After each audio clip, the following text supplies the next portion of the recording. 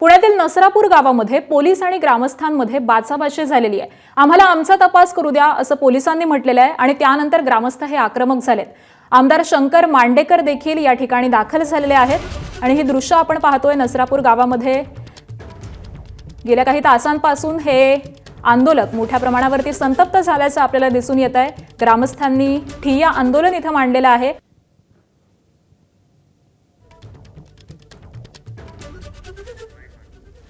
तर नसरापूर गावामध्ये पोलीस आणि ग्रामस्थांमध्ये बाचाबाची झाल्याचं दिसतंय।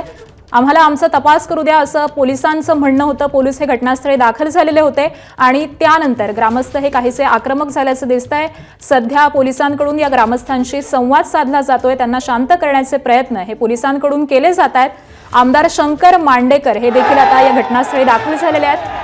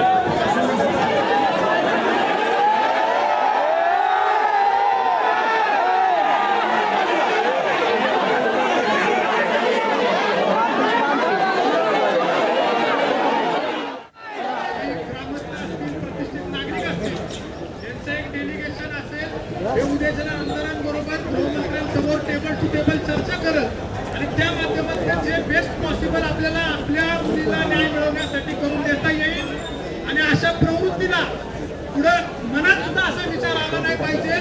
म्हणून त्याला कायद्याच्या चौकटीमध्ये त्याला तर जे काही करता येईल ते करूच, पण भवितव्यामध्ये मुलाच्या असल्या प्रवृत्तीचा मनात सुद्धा असा विचार आला नाही पाहिजे।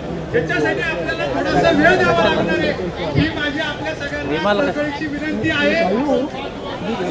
ऐका ना, हे ठरवणार काय, ऐका ना, मला बोलू दे। हे सगळं ठरवणार ना तुम्ही आहेत, नाही पोलीस यंत्रणा आहेत ना माननीय कलेक्टर साहेब आहेत। हे जिथं ठरवले जाईल, जे लोक याच्यावरती न्याय करू शकतील, याच्यावरती कायदा करू शकतील, अशा लोकांच्या समोर हा विषय सगळा जाऊ दे, टेबलावरती बसू दे। त्या पीडितेच्या घरातील 4 मंडळी घेऊन चला, त्या मगाशीच्या ज्या काकी रडताय त्यांना आपण त्यांच्या समोर नेऊ। म्हणजे अजून 4 समजा यांच्यासारखे पुढे असतील, या सगळ्यांना बरोबर घेऊन या ठिकाणी आपलं डेलिगेशन गृहमंत्र्यांच्या समोर आमदारांच्या उपस्थितीमध्ये चर्चा करत आणि त्याच्यानंतर आपण ह्याचं पुढचं पाऊल उचलू।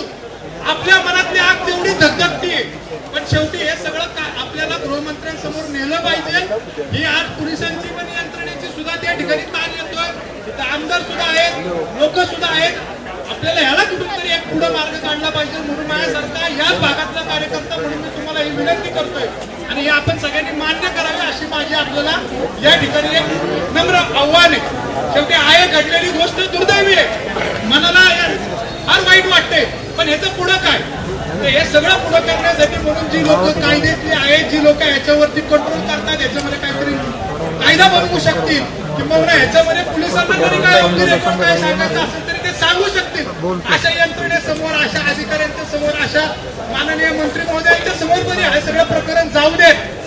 मागं काय घडलेलं आहे 98 मध्ये 2015 मध्ये या सगळ्या गोष्टी पोलीस यंत्रणा तिथं समोर ठेवत आणि नंतर ठरवून काय होईल ते।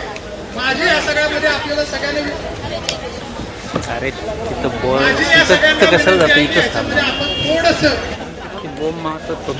संयमानं धैर्यानं घ्यावं, एवढी मला या वेळेस आपल्या सगळ्यांना नम्र विनंती करायची आहे। ती समजून घ्या, काळ नाजूक आहे, घडलेला प्रकार दुर्दैवी, उद्या तर असं परत घडलं नाही पाहिजे, पण ज्याच्या मनात येईल असं काहीतरी करावं, त्याचं सुद्धा काळीच कापलं पाहिजे अशी शिक्षा आपल्याला द्यायची आहे। या मताचं मी सुद्धा आहे, आमदार साहेब सुद्धा आहे, सगळी पोलीस यंत्रणा सुद्धा आहे. तासांपासून ग्रामस्थांनी हे ठिय्या आंदोलन इथं मांडलेलं आहे. हत्येनंतर संताप मोठ्या प्रमाणावरती या ग्रामस्थांकडून व्यक्त केला जातोय. तर या आंदोलनस्थळी या ठिकाणचे स्थानिक आमदार हे देखील दाखल झालेले आहेत. त्यांच्याकडून आवाहन केलं जात आहे की पोलिसांना योग्य तो तपास करू द्या. मात्र ग्रामस्थ हे संतापलेले दिसून येत आहेत.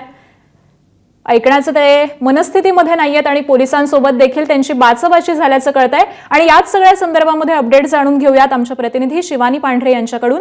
शिवानी, तोपर्यंत आज आपल्याला माहिती आहे की लगेच एका दिवसात शासन होऊ शकत नाही.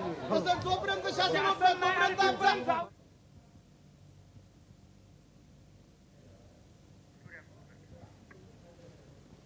तर एसपी आणि जिल्हाधिकारी या ठिकाणी आले पाहिजेत. ते आल्याशिवाय आम्ही हलणार नाही, चर्चा करणार नाही, अशी भूमिका या सगळ्या ग्रामस्थांनी घेतलेली आहे. हजारोंच्या संख्येनं ग्रामस्थ हे रस्त्यावरती उतरलेले आहेत. सुरुवातीला त्यांनी रस्ता रोखलेला होता आणि त्यानंतर याच ठिकाणी त्यांनी ठिय्या आंदोलन केलेलं आहे.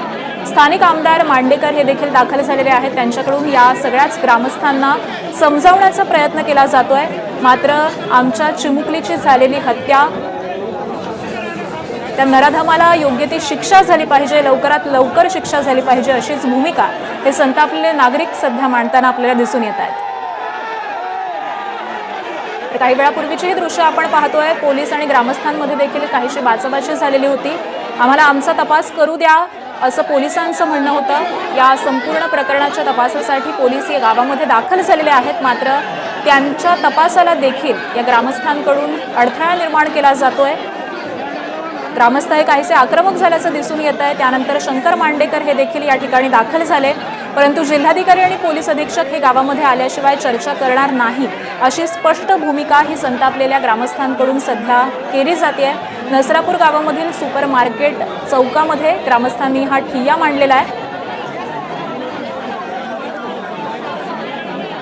तर ग्रामीण पोलीस हे आता घटनास्थळी दाखल झालेले आहेत. SRPFच्या तुकड्या देखील दाखल होत आहेत.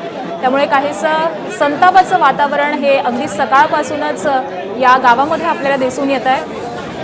अतिशय दुर्दैवी अशी ही घटना, एका लहान मुलीवरती अत्याचार करून तिची दगडानं ठेचून हत्या करण्यात आलेली आहे आणि त्यानंतर त्या नराधमाला ताब्यात देखील घेण्यात आलेला आहे. मात्र त्याला योग्य ती शिक्षा व्हावी, हीच या ग्रामस्थांची भूमिका आहे. एबीपी माझा, उघडा डोळे बघा नीट.